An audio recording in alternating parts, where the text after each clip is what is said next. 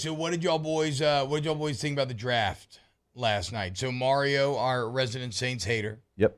Mario, how do you feel now after the Saints draft Olave and Penning in round number 1? I feel good about it. Olave is arguably the best receiver in college football from last year. Saints need him. I think now you're at least 3 deep at wide receiver with him, Michael Thomas, Marquez Callaway. Still could add a little bit of depth, but you look a lot better there. And then Penning's a great player, too, at another position of need. So I do feel a little bit better about it. At least they're filling in some of the cracks now. And you had to be aggressive, I think. A lot of people are asking about the Saints moving up. Maybe they could have gotten another receiver at 16 and taken Penning still at 19. But there was a run, right? There was a real run of receivers. And when that run starts to happen, you can't just assume anymore. Anytime you start to see, okay, we want a receiver, right? Well, here goes Drake London at 8. It's like, okay, we're still okay. You still got some really good players on the board. And then here goes Garrett Wilson right at 10. It's like, okay, if we want Chris Olave, and Olave seems to be the guy that they've wanted this entire process, they had to move up. Because right after Olave, the Lions traded up to take Jameson Williams. So they wanted a receiver too. Look, Saints are smart. They probably heard the Lions like Chris Olave as well. They knew where they had to get. And so you go and you get your guy. Jahan Dotson, somebody that, Saints were mocked to a couple of different times as well. He goes 16. Treylon Burks goes at 18. So, no, you could not have waited around and gotten the player that you wanted to. And you didn't give up a ton, right? You still kept 19. You kept your second-round pick. You gave up your third-round pick, and that was a fourth.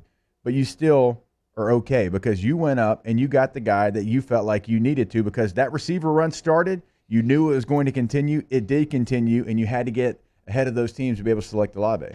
Okay, full disclosure.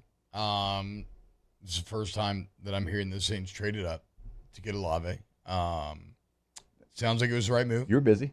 Sounds like it was the right move. You had a lot going on. I did watch the Penning pick live in the bathroom with many other Pelicans fans that refused to leave the men's room as the pick was in, and we were waiting for the announcement. So you traded up. You traded with the Commanders. You got up to 11. Now, the Vikings were originally at 12, and then they traded with the Lions. They traded back to 32. Now, I'm a little surprised that the Vikings did that because Kyle Hamilton from Notre Dame, the safety, was still on the board. And so when the Saints initially traded up to 11, I'm like, are they going Kyle Hamilton right here? A lot of value in that pick. You need a safety. It's not your biggest need. In fact, I think it's probably your 4th or 5th need. But if you liked Kyle Hamilton that much, you get ahead of Minnesota, okay. And then, you go receiver, obviously, and you knew the Lions were trying to move up as well. But I was still shocked that the Vikings went all the way back to 32, still took a safety when Kyle Hamilton was there. But there was a lot of movement. At first, you start to go through the draft, and there was no movement. You're like, when's it going to happen? When's it going to happen? Then, of course, it starts, and then a lot of trades ended up happening. Yeah, exactly right. And that's why the mock draft stuff, which honestly, mock drafts are not about being right. They're more about just giving you range. This is kind of the first time, mock drafts for the Saints and really a couple of different teams actually kind of played out the way we thought.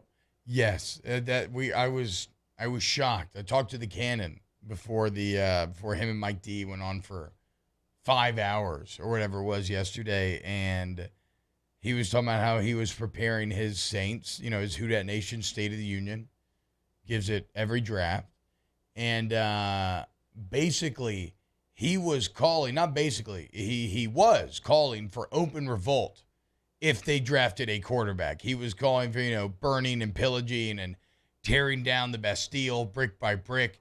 And lo and behold, they did not. And so what can we learn from these picks, right? Because I feel like it does inform us of where the Saints' mindset is at. And the Saints' mindset is, we're going to try to win. Oh, yeah. We're going to try to win now. No projects. Yeah, you don't get aggressive like that in a draft unless you feel like you have a roster that can go out there and